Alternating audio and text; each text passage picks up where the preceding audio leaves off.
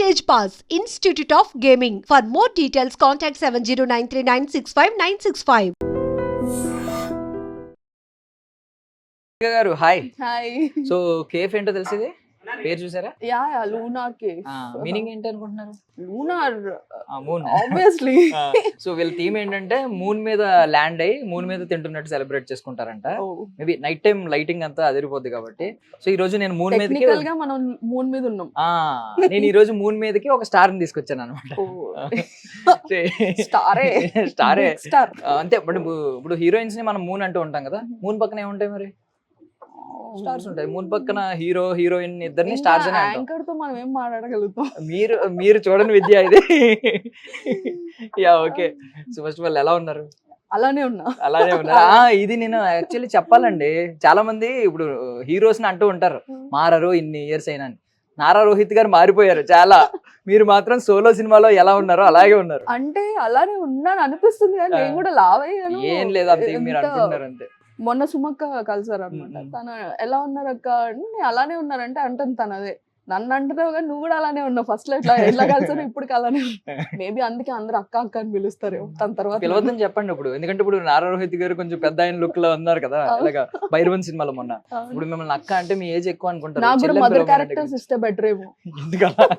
ఎలానో friends characters అంతా అయిపోయింది ఇప్పుడు, ఆ స్టేజ్ అయిపోయింది. సో మేబీ మదర్ క్యారెక్టర్స్, ఈ పిన్నులు వీళ్ళు ఉంటారు కదా, ఈ క్యారెక్టర్స్ బెటర్ ఏమో. మీరు అంత ఎక్స్పెక్ట్ చేయకండి, మిమ్మల్ని మేము ఇంకా యంగానే చూస్తున్నాం. Yeah first of all happy to see you చాలా రోజుల తర్వాత. సో మీ డ్రీమ్ కదా డైరెక్ట్, ఎప్పటికైనా డైరెక్టర్ అవ్వాలి, ఒక మంచి సినిమా తీయాలి. ఆఫ్ కోర్స్ ఎక్కడున్నారు ప్రాసెస్ లో? అట్లీస్ట్ ఒక్కటైనా మంచి సినిమా తీసి బయటికి వెళ్ళిపోదాం అనుకుంటున్నా. అట్లీస్ట్ ఒకటి. బయటకంటే అప్పుడు యాక్టింగ్ లోకి వెళ్ళిపోతారు కంప్లీట్ గా? యాక్టింగ్ లో కానీ కాదు, బేసిక్లీ యాక్టింగ్ లో నుంచి నేను ఇటు వచ్చాను. అవును, డైరెక్షన్ కోసమనే వచ్చాను. ఫోర్స్ఫుల్లీ యాక్టర్ గా తోస్తారు. ఇదేదో బానే ఉంది, నేర్చుకోవచ్చు, డబ్బులు వస్తూ ఉంటాయి ఓకే అని చెప్పేసి నేను ఇదే కంటిన్యూ అయ్యాను. తెలుసు దశరథ్ గారికి క్రెడిట్స్ మిస్టర్ పర్ఫెక్ట్ లో. అవును.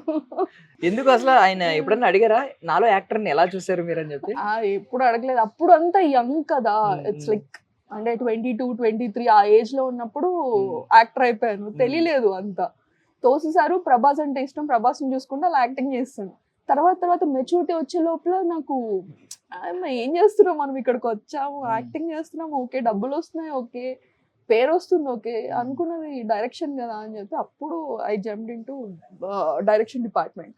నేర్చుకోవాలి కదా టెక్నికల్ గా మనం ఎంతని అని చెప్పి ఓ బేబీ చేశాను. సో బేబీ తర్వాత ఇంకా చేసుకుంటూ వస్తున్నాను. ఈ లోపల ఏంటంటే యాక్టింగ్ ఆఫర్స్ తగ్గిపోయాయి బికాస్ ఆఫ్ టైం మేనేజ్మెంట్ అది ఉండదు కదా. అండ్ జనాలు అందరూ ఏమనుకుంటున్నారంటే సరే తిను డైరెక్షన్ వైపు వెళ్ళిపోయింది, యాక్టింగ్ తగ్గించింది అనుకున్నారు మేబీ. లాస్ట్ సర్కార్ వారి పాట తెలుసు మాకు, మీరు డైరెక్షన్. సర్కార్ వారి పాట తర్వాత మనమే శర్వానంద్ దానిలో కూడా మీరు chief associate plus actor. Okay. అది ఇంకా చాలా కష్టమైంది. 90 days మాకు యూకే షూట్ అయింది. కొన్ని కారణాల వల్ల డైరెక్షన్ డిపార్ట్మెంట్ లో ఎవరికి వీసాలు రాలేదు. So I was the only one direction department. నేను ఒక్కదాన్ని యాక్టింగ్ కూడా చేస్తున్నాను. మీకు వీసా వచ్చింది? నాకు వీసా వచ్చింది. అండ్ అంటే ఇంతకు ముందు వెళ్ళున్నాం కాబట్టి వీసా ఈజీగానే వచ్చింది. ఎంత కష్టపడ్డానంటే నాకే తెలుసు, ఆ పెయిన్స్ ఇంకా ఉన్నాయి. It's been 2 years. మనమే షూట్ అయ్యి రిలీజ్ అయ్యి అంతా అయింది 2 years అయింది. But still I have those pains అన్నమాట. అంత కష్టపడ్డాం అక్కడ. సో మనమే తర్వాత ఇంకా నాది ఓన్ అది రాస్తున్నాను. Okay. So actually mister perfect days ఏమైనా గుర్తొచ్చినాయి? అప్పుడు కూడా యూకే వెళ్ళారు కదా యాక్చువల్లీ. అప్పుడు Australia, mister perfect Australia, Sydney bridge ఉంటది బ్యాక్ సైడ్ మీ ఫోటోస్ లో. యాక్చువల్ గా ఫస్ట్ మూవీకి ఆస్ట్రేలియా, తర్వాత సర్కార్ వారి పాట ఆ టైంలో యూరప్, దుబాయ్ ఇవన్నీ, దీనికి యూకే. సో మా యాక్టర్స్ కి మూవీస్ లో చేసే వాళ్ళకి ఇది ఒక ప్లస్ పాయింట్. అన్ని కంట్రీస్ ఫ్రీగా వెళ్ళి వరల్డ్ టూర్ ఫ్రీగా చేయొచ్చు అనమాట. అది అదృష్టం. ఒకసారి మిస్టర్ పర్ఫెక్ట్ డేస్ కి వెళ్ళిపోయే ముందు, మిస్టర్ పర్ఫెక్ట్ అంటే మనకి మీ లైఫ్ లో ఒక మిస్టర్ పర్ఫెక్ట్ ఉన్నారు కదా, మిస్టర్ పర్ఫెక్ట్ అయినా బాలు గారు? మిస్టర్ పర్ఫెక్ట్ అంటే ఏ పెళ్ళానికి హస్బెండ్ మిస్టర్ పర్ఫెక్ట్ లా కనిపించాడు. ఆబ్వియస్లీ అది తెలిసిందే. పర్ఫెక్ట్ అంటే మేము ఇప్పుడు మిమ్మల్ని స్టార్ అని ఇంట్రడ్యూస్ చేసాం కదా, నార్మల్ మేము అందరూ స్టార్ అని ఫీల్ అవుతాం కదా, హస్బెండ్స్ కి మాత్రం స్టార్ కాదు, స్టార్స్ కనిపిస్తాయి వైఫ్ అంటే. అవును నిజంగానే, హస్బెండ్ కి వైఫ్ అంటే స్టార్స్ కనిపిస్తే వైఫ్ కి హస్బెండ్ అంటే అది stars అది అది మేము యాక్సెప్ట్ చేయాలండి. అబ్బాయిలు కదా యాక్సెప్ట్ చేయాలి. వైఫ్ కి కనిపించే రోజులు ఎప్పుడో పోయాయి, ఇప్పుడు లేదు, ఇప్పుడు అంతా హస్బెండ్స్ కి మాత్రం. సో మిస్టర్ పర్ఫెక్ట్ టైం కి మీరు ఆల్రెడీ అప్పుడు రిలేషన్ లో ఉన్నారా? రిలేషన్ అంటే అప్పుడు ఫ్రెండ్స్ మేము, అక్కడ నుంచి వచ్చిన తర్వాత అది రిలేషన్షిప్ అయింది. రిలేషన్షిప్ అయిన తర్వాత ఏం చెప్తాం, అంతకు ముందు బ్రేకప్ అయింది, అప్పుడే బ్రేకప్ అయింది. Okay.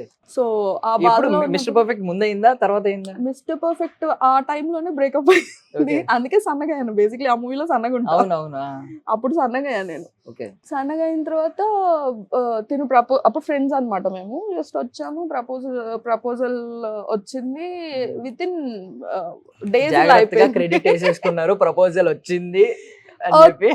In the sense obviously అప్పుడు సన్నగా ఉన్నా కదా, ఆ టైంలో సన్నగా అయ్యాను. సన్నగా అయిన టైంలో ఇప్పుడు మా ఆయన ప్రపోజ్ చేశాడు. ప్రపోజ్ చేసిన 3rd డే 4th డే నేను ఆస్ట్రేలియా వెళ్ళా షూట్ కి. అప్పట్లో వాట్సాప్లు ఇవేవి కూడా లేదు, ఇంకా వాట్సాప్ రాలేదు అప్పుడు, ఓన్లీ కాల్స్ అనమాట. అక్కడ నుంచి కాల్స్ చేయాలంటే చాలా డబ్బులు ఖర్చు అయ్యేవి, నాకు 1 lakh వరకు ఖర్చు అయింది ఓన్లీ ఫోన్స్కే అక్కడ నుంచి అప్పట్లో. దాని తర్వాత ఇక్కడికి రాగానే నేను చాలా లావ్ అయిపోయాను. దిల్ రాజు గారి ప్రొడక్షన్ కదా, మా ఆయన అప్పుడు చూసి ఏంటి ఇలా తయారయ్యో అన్నాడు. అప్పుడు లవ్ కదా, అయినా కూడా నా వెనకాలే ఉన్నాడు.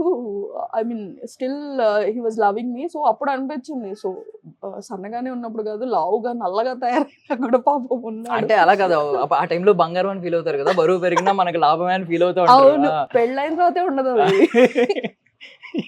నైస్.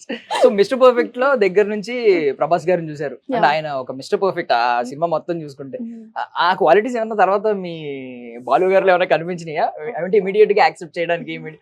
మీరు భలే అడుగుతారండి, మిస్టర్ పర్ఫెక్ట్ ఆ సినిమాది రియల్ లైఫ్ ఎలా కొన్ని క్వాలిటీస్ చూస్తూ ఉంటారు ప్రభాస్ గారిని దగ్గర నుంచి చూసి. అదే అంటున్నా, ప్రభాస్ గారే అలా ఉండుండ్రు, సినిమాలో ఉన్నట్టు పర్సనల్ గా ఉండరు ఆబ్వియస్లీ. సో అలా